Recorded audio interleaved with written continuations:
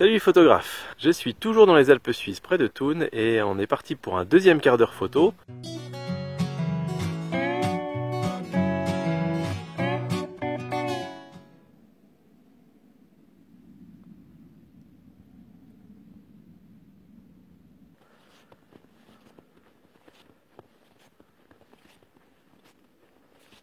Voici donc un deuxième lac qui est complètement différent de celui que j'ai pu photographier avant. Et voilà, je savais pas à quoi m'attendre, il n'y a pas de glace, voire très peu sur le bord. Il y a des petites vagues dans l'eau. Et puis l'arrière-plan est plutôt pas mal par contre là-bas, et notamment là-bas au-dessus.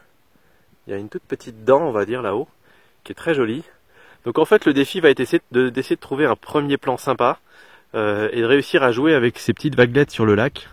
Voilà, je ne sais pas encore si je vais réussir à en tirer quelque chose, mais c'est un peu le gros défi de ce quart d'heure photo, de voir si on arrive à tirer quelque chose de ce lac. Alors, je vous fais faire le tour du propriétaire. Ici, je suis tout seul, il n'y a personne. Et donc, de ce côté-là, c'est le versant qui est exposé au sud, et donc la neige qui est tombée il y a à peu près 36 heures a déjà fondu. Donc, ça me paraît moins intéressant que le versant nord, là-bas, qui lui est tout enneigé. Il y a même 2 petits chalets là-bas.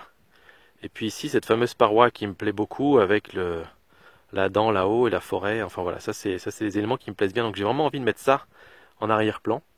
Et puis ensuite, on va venir regarder. Là, ici, par exemple, j'ai un rocher qui est tout enneigé qui peut être joli. Donc je vais regarder. Je vais marcher un petit peu le long de la rive pour essayer de trouver un premier plan sympa.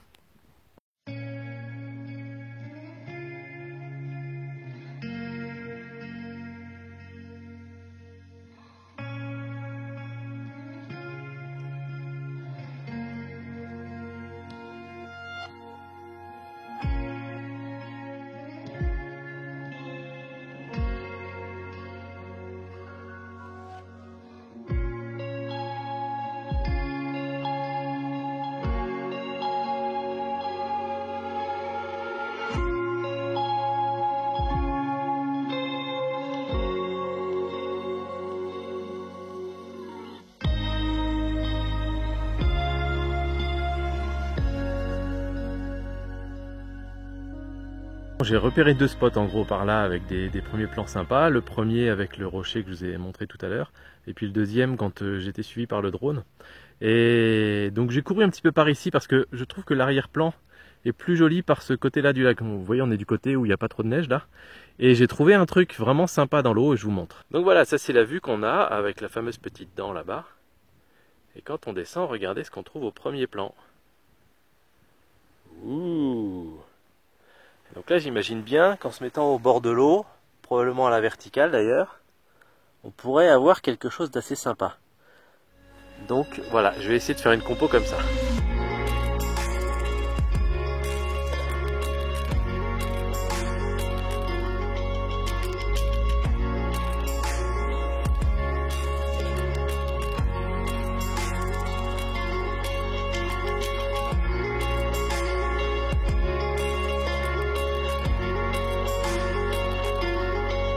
Alors, je vous montre un petit peu ce que j'obtiens.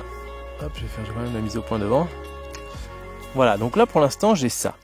J'aime bien, notamment là vous voyez pas sur le côté, mais on a normalement un petit peu de neige comme ça, pour compléter le premier plan. Ce qui va être difficile, c'est de réussir à avoir toute la courbe de la branche.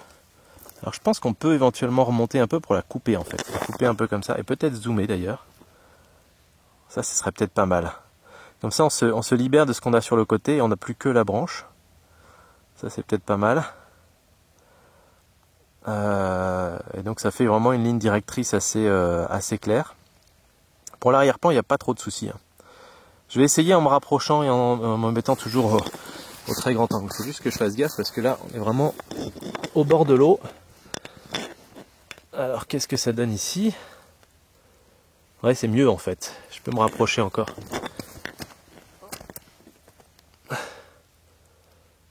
Voilà, comme ça là j'ai un petit peu de neige sur le côté, ça part du coin en bas à droite. Et là en termes de compo, on a quelque chose de plutôt sympa. Et la ligne nous amène ensuite vers l'horizon. Maintenant la question que je vais me poser, c'est est-ce que je vais essayer de me mettre un peu plus bas ou pas. Je pense qu'on peut baisser un peu. Donc du coup il va falloir remonter un peu ça. qu'est-ce qui se passe en baissant en fait?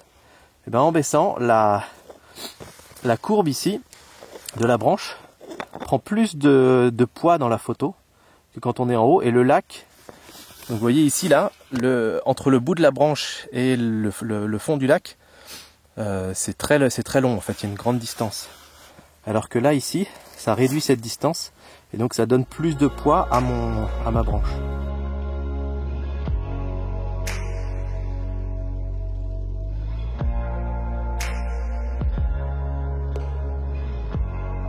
Voilà, alors mon cadrage est fait. Je me suis assuré d'avoir le coin de la branche en bas, dans le coin en bas à droite, et puis la petite partie de neige à gauche, dans le coin en bas à gauche. Et là donc j'ai un cadrage qui me plaît vraiment beaucoup, je suis bien à l'horizon.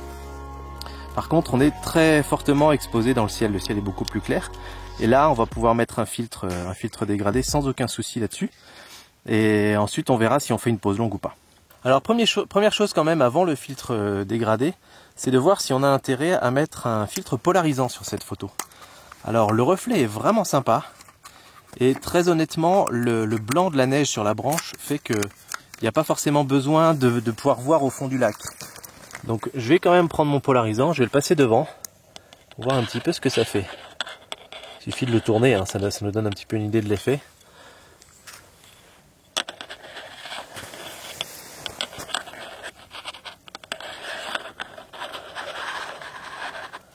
Ah, ça peut être pas mal quand même. Je pense que je vais le mettre, parce que de toute façon je vais probablement faire une pause un peu longue. Donc ça me coûte pas grand chose d'avoir un polarisant en plus, au pire je peux le mettre à l'effet minimum. Parce qu'après on a encore 2 autres spots à aller voir, l'air de rien. Alors, je pense que là, globalement, on va faire les gros réglages. Et pour les autres spots, on fera à peu près la même photo probablement. Donc j'ai le pied dans l'eau. Ok, très bien. Alors on va voir un peu ce que fait le polarisant. Alors là je l'ai mis au maximum. Donc ça fait ressortir les cailloux au fond de l'eau. Mais le reflet ressort moins, et je vous avoue que j'aime beaucoup le reflet. D'autant que la branche amène le regard jusqu'au reflet. Donc la question c'est, est-ce qu'on met un petit peu de polarisation ou pas du tout? Je pense qu'on peut en mettre un petit peu. Je sais pas. À vous de juger. Là c'est polarisé à fond. Là c'est pas polarisé du tout. Je pense qu'on peut en mettre un petit peu quand même. Léger. Voilà. Ok, polarisant c'est réglé. On passe au porte-filtre. Voilà, le porte-filtre est installé. On va donc mettre le filtre dégradé de 3 stops. Tout en haut. Et le ciel est trop exposé de toute façon pour l'instant sur cette photo. Donc on le passe, voilà, juste pour que le ciel soit un peu assombri. Là j'ai un poil assombri la montagne. Donc je vais remonter un tout petit peu. Ah, c'est délicat. Hein. Voilà, très fin comme réglage. Comme ça ma montagne est belle. Et là on a vraiment un réglage qui est très sympa. Et pour cette photo, je vais faire une photo du premier plan. Là je suis à je vais mettre à F11. Une photo du premier plan et une photo à l'arrière-plan là-bas. Enfin, même 3 en fait. On va faire le premier plan. Alors je vous montre. On va faire le premier plan ici, le plan moyen ici et l'arrière-plan là-bas. Parce que le premier plan est vraiment très proche. Donc cette fois-ci, je suis passé en manuel pour faire mes réglages. Parce que comme la luminosité a bien baissé, il me montait les ISO. Il mettait des ISO 200, de ISO 400. Donc j'ai tout fait en manuel et comme ça j'aurai les mêmes réglages pour chaque prise de vue. Donc là je suis à 1/15 de seconde, F11 ISO 100 avec le retardateur de 10 secondes.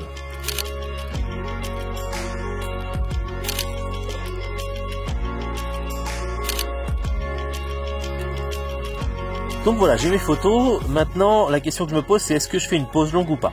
Bah, j'y suis, ça coûte pas très cher de tenter une pause longue. Donc je vais faire ça. Le petit calcul qu'il y a à faire tout simplement, c'est je suis à 1/15 de seconde. Je vais mettre un filtre ND1000, donc il faut multiplier 1/15 de seconde par 1000. Donc 1/15, on va dire c'est 1/20 à peu près, ça fait 0,05. Multiplié par 1000, ça fait 50 secondes. Donc c'est assez long, je vais probablement faire 30 secondes. Et donc je vais devoir baisser d'un stop, enfin, ouvrir un stop en plus. Donc, je vais probablement me mettre à F8 à 25-30 secondes, ça devrait être bon.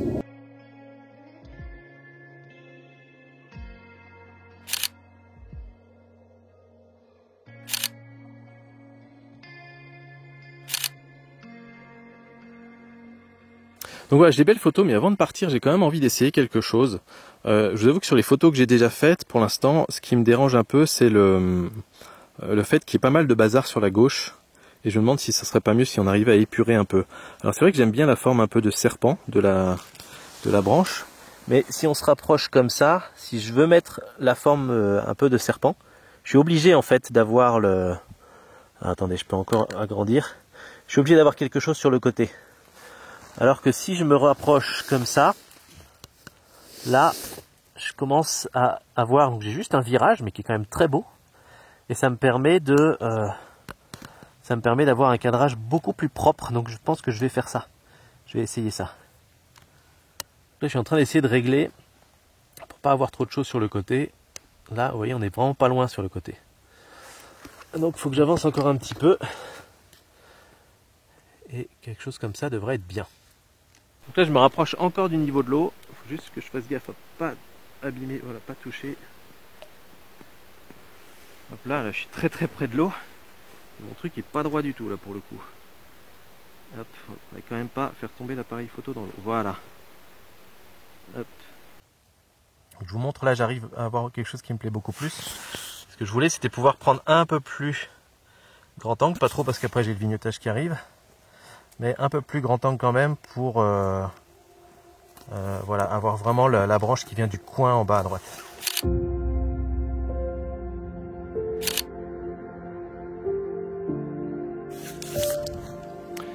Bon ben voilà, j'en ai fini avec ce spot. Je vais aller voir les autres spots pour voir ce qui se passe.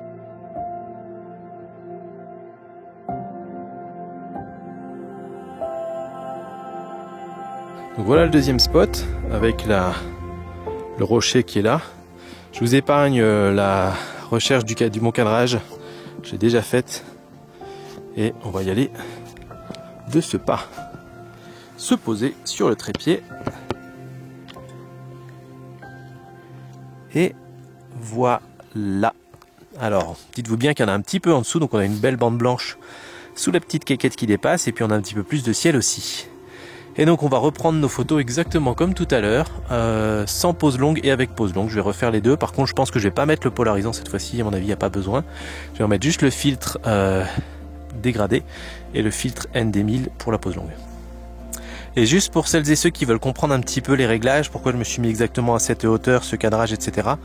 Vous pouvez voir ici que sur la gauche, il reste juste un petit peu d'espace, pas trop. Donc ça permet de ne pas laisser trop d'espace, alors que quelque part ce rocher et la petite ligne ici vont vous emmener dans cette direction dans la photo. Donc ça va nous emmener, hop, j'essaie de passer mon doigt, ça va nous emmener par là pour aller ensuite lire le paysage par là. On va suivre la lumière ensuite, voilà. Donc il se peut que là-bas il y ait un petit peu trop de noir, on verra si on en enlève un petit peu au recadrage après. En tout cas c'est un format qui sera pas 16/9 pour une fois. Et puis autre petit détail, il y a sur le côté ici une toute petite pierre qui me plaisait pas, donc je l'ai enlevée. Et puis surtout sur la hauteur, vous voyez que ici, là, au-dessus du rocher, on a un tout petit peu de ciel, de reflet de ciel avant d'arriver sur la montagne. Ça, il faut faire très attention à ça. En tout cas, moi, je fais très attention à ça, de faire en sorte que le rocher ne vienne pas couper le reflet de la montagne. Allez, c'est parti, on prend les photos.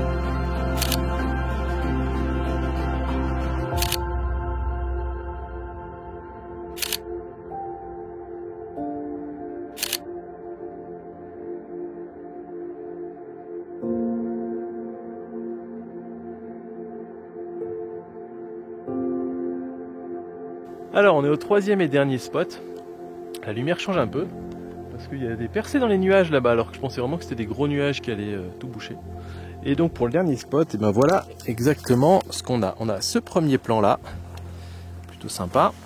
Et donc en termes de cadrage, moi je vous propose un truc comme ça. Alors là on est un petit peu surex sur la vidéo, voilà. Donc vous vous doutez bien qu'en dessous là il y a encore un peu de neige, donc ça fait quelque chose d'un peu plus propre. Et puis toujours un peu de ciel en haut, et encore une fois, c'est pas aujourd'hui qu'on va faire notre 16/9. Et vous voyez ici le rocher, bah c'est pareil comme tout à l'heure. Je fais en sorte qu'il y ait un petit peu d'eau au-dessus, pas trop.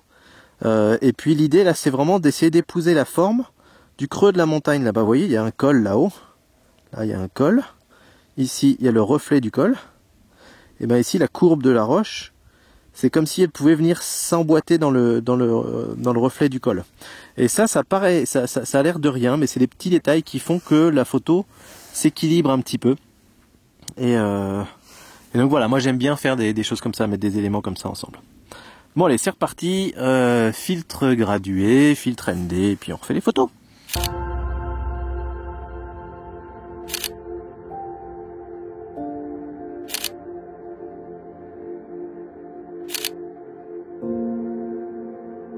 Ça y est, fin de shooting pour moi. Je peux malheureusement pas attendre le coucher du soleil parce que j'ai 1h30 de marche pour retourner à ma voiture et après le coucher du soleil, ça va être nuit noire, donc ça va être compliqué dans la neige, dans un endroit que je ne connais pas. Et en plus de ça, ce soir il y a fondu avec les collègues de Lily à Berne, donc je veux pas manquer ça. Et puis voilà, j'espère juste que je vais pas enrager dans ma voiture en voyant un ciel de feu tout à l'heure, mais bon, ça fait partie du jeu. Allez, on passe à la partie retouche des photos. On se retrouve dans Lightroom et vous pouvez voir que j'ai retenu à peu près 5 photos de cette sortie, dont les 3 premières que vous avez vues en vidéo. Donc il y a celle-là où j'aime encore une fois beaucoup la composition avec cette espèce de petit serpent, mais malheureusement il y a beaucoup de fouillis sur le côté, donc voilà, c'est quelque chose qui est difficile à rendre en retouche. Ici on a celle-là qui est très sympa aussi, j'aime beaucoup la forme ici devant, avec un premier plan qui est peut-être pas suffisamment présent, et puis des vaguelettes ici. La pose longue me plaisait pas trop, j'aimais bien le reflet direct, et donc j'ai pas pris la pose longue, j'ai pris la pose courte, c'est-à-dire un 50e de seconde, mais les vaguelettes sont vraiment très fines, donc voilà. Ensuite on a celle-là qui me plaît aussi beaucoup, le premier plan me plaît un peu plus, il est un peu plus présent on va dire. Là j'ai par contre pris la pose longue parce que la pose longue était très graphique, j'aime beaucoup, et j'aime beaucoup surtout l'effet des nuages dans le ciel. Et ensuite, ça c'est 2 photos que vous n'avez pas vues parce que c'était sur mon chemin du retour, celle-là avec vraiment le petit sapin qui était devant, qui fait un premier plan sympa, et puis celle-là en partant où le haut de la montagne est encore éclairé, et on voit le lac autour duquel je me suis baladé justement, voilà, qui était plutôt sympa. Donc moi j'ai essayé de retoucher celle-là, et on va la retoucher maintenant. Alors, vous avez pu voir que je l'ai déjà passé dans Photoshop pour faire le focus stacking. Alors sur celle-là, oui, il y avait un focus stacking. Et donc on peut voir qu'avec l'alignement des calques, justement, il y a un petit décalage. Donc on va tout de suite corriger ça en recadrant un tout petit peu. Et voilà, on n'a plus ce décalage si on l'a encore un petit peu en haut. Alors on va prendre un petit peu de l'autre côté. Voilà. Donc moi cette photo là, je la vois directement en noir et blanc. Comme d'habitude je vais vous montrer, mais pour voir un peu le potentiel d'une photo en couleur, c'est assez simple. Je mets la saturation à fond. Souvent je peux booster un petit peu la vibrance aussi. Et ensuite je vais jouer avec la balance des blancs pour voir s'il y a quelque chose qui me plaît. Là il y a beaucoup de magenta, on va descendre un petit peu dans les verts. On va peut-être rafraîchir un petit peu. Voilà, mais à faire tous ces tests là, j'ai du mal à trouver de l'intérêt ou du contraste de couleur en tout cas dans ma photo. Et de toute façon, c'est très graphique, c'est une pose longue avec de la neige. C'est de toute façon une scène qui est assez peu colorée au départ. Donc c'est pas du tout choquant de la passer en noir et blanc et c'est comme ça que je le voyais au départ. On peut voir que sur l'histogramme que la photo est assez sombre. On a une photo de neige. Donc même si le ciel était un petit peu bouché, il n'empêche que la neige, à notre œil, l'aperçoit vraiment blanche. Donc il n'y a pas de raison de ne pas augmenter l'exposition. Donc là, je vais bien l'augmenter pour essayer d'avoir un histogramme assez équilibré, on va dire. Et puis ensuite, je vais aller chercher mon point blanc. Donc je vais remonter mes blancs. Et là, je vois que j'ai du blanc un petit peu dans le ciel, pas encore dans la neige. Le ciel, on s'en occupera après, donc j'avance encore un peu. Voilà, là j'ai un petit peu de neige qui commence à devenir blanche. Donc là, c'est intéressant. Voilà, là on est pas mal sur les blancs. Ensuite, je vais rebaisser un petit peu les hautes lumières pour récupérer du détail. Dans les blancs, on va revoir à nouveau. On est à nouveau dans le ciel, donc on va redonner un petit coup de blanc en plus. On baisse un petit peu les hautes lumières. Hop, et là on voit qu'on est tout près du point blanc ici. Ici ça commence à être intéressant aussi. Donc voilà, la neige me plaît bien sur cette photo-là. Ensuite, au niveau des ombres. Alors, c'est toujours difficile sur ces scènes-là. Moi j'ai remarqué, parce que j'ai déjà retouché les autres photos en fait, celle-là je la fais juste pour vous. J'ai remarqué qu'en débouchant les ombres, fortement, ici ça fait un peu bizarre. Ça manque de contraste. Et même si ensuite on rebouche les noirs, ça fait quand même bizarre. On n'est pas censé avoir autant de détails dans les sapins. Et notamment, en fait, moi, c'est plutôt cette zone-là qui me paraît trop claire, en fait, quand je fais ça, de façon groupée. Donc, ce que je fais, c'est que je débouche les ombres tant que ça me paraît bien. Là, ça me paraît bien ici, mais après, ça devient trop clair. Les noirs, j'ai pas trop besoin d'y toucher pour l'instant, même si là, il n'y a pas de noir bouché, donc je vais quand même les boucher. ici, voilà, un petit peu sur les sapins. Et je vais m'en occuper après, vous allez voir comment je m'en occupe. La clarté, comme d'hab, on va l'appliquer sur toute l'image et voir ce que ça fait. Je pense que ça va plutôt bien passer, ça va bien passer sur le premier plan qui est assez simple avec le rocher, ça va bien passer sur les nuages, sur l'eau il n'y a pas trop de problème parce qu'on n'a pas tellement de vagues, sur le ciel ça va être parfait, donc la clarté on peut l'appliquer sur toute l'image ici. Donc il n'y a pas trop besoin de s'embêter à faire des filtres pour le coup. Alors, pas en mettre trop, hein, là ça fait vraiment too much, mais on peut y aller quand même, à 50 vous voyez c'est quand même pas rien. Correction du voile, c'est plutôt sympa aussi, ça permet de voir un petit peu mieux au fond de l'eau, voir un petit peu les cailloux. Ça permet aussi de renforcer un peu le côté dramatique du ciel. Et sur les montagnes, ça passe plutôt bien, même si ça commence à venir assombrir un peu le haut de la montagne, ce qui me plaît pas trop. Vous voyez, si je le fais à fond là, comme la pointe de la montagne est assombrie, donc ça me plaît pas trop. Donc je vais le faire juste pour arriver au stade où ça reste acceptable. Voilà, donc ça c'était mes réglages globaux. On va essayer de regarder aussi la température pour voir ce que ça fait. C'est souvent intéressant de voir ce que ça peut faire. Là ici ça éclaircit un peu tout. J'ai remarqué en général que si on poussait à fond d'un côté, ça éclaircissait toute l'image, et si on pousse à fond de l'autre côté, ça éclaircit aussi toute l'image. Et que donc en général, les réglages qui permettent de récupérer un petit peu de contraste sont à plus 5, moins 5, moins 10, mais vraiment pas très loin en fait. Donc là je crois que j'ai réassombri un tout petit peu dans l'eau, et puis on va faire pareil sur la teinte. Même si en général la teinte ça bouge moins, en tout cas sur ces photos là j'ai remarqué que ça bougeait moins, là ça va rééclaircir.